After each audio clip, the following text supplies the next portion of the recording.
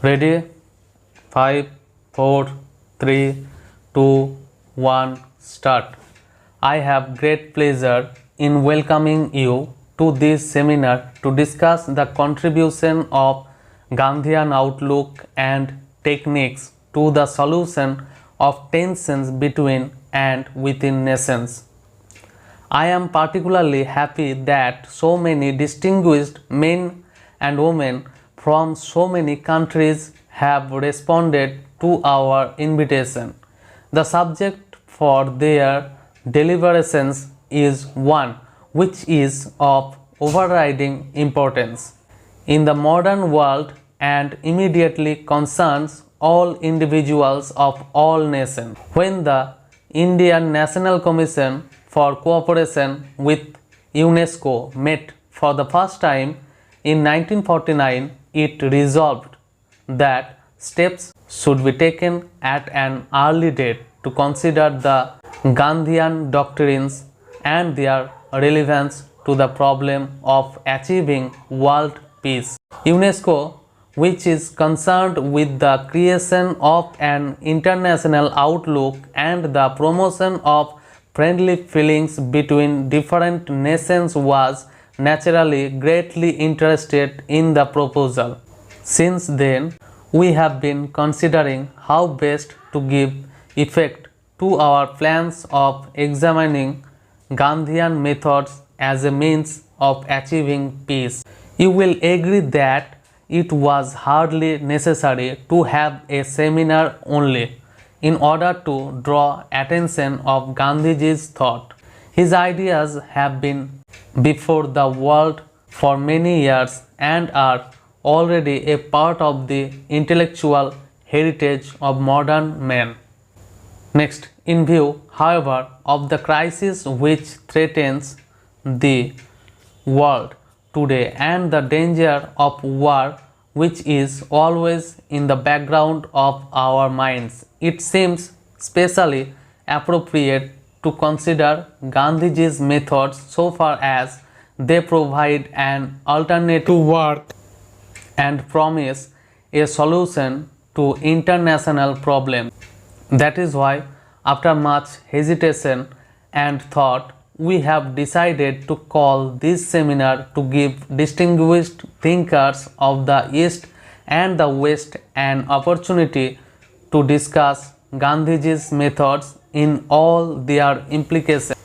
I am keenly conscious of the stupendous nature of the problem and also of how a solution has until now baffled the efforts of man. It is therefore in a spirit of humility that we have organized this seminar in the hope that the cooperative efforts of thinkers from so many countries may throw some light on our pressing problems and suggest some methods of dealing more satisfactorily with the problem of war and peace. The issues at stake are so vast and our aim so important that whether we fully succeed or not, the effort is its own justification. This we have to understand now.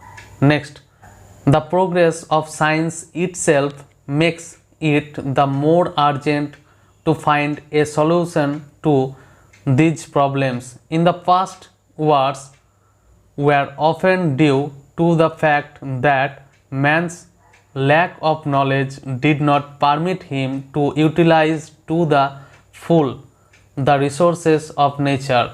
One nation or group could therefore satisfy its needs only by depriving others.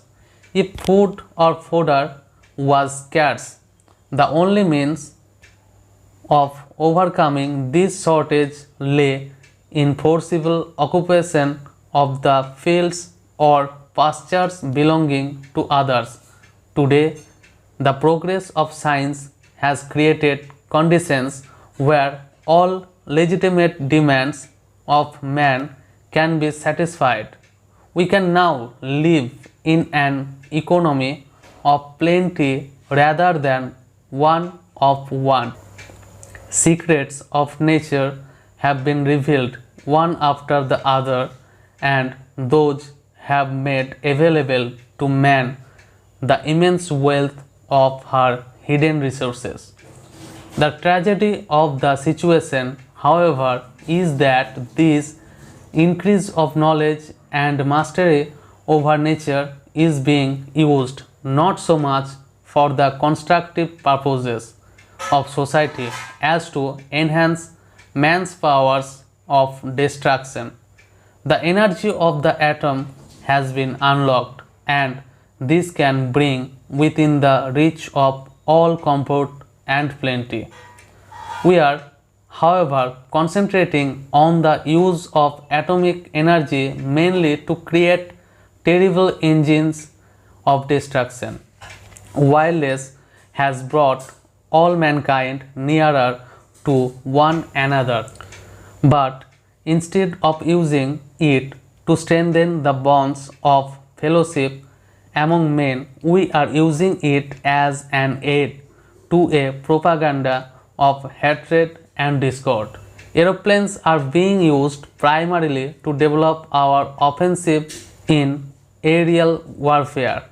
Greater knowledge of germs and bacteria promises mastery over disease and suffering.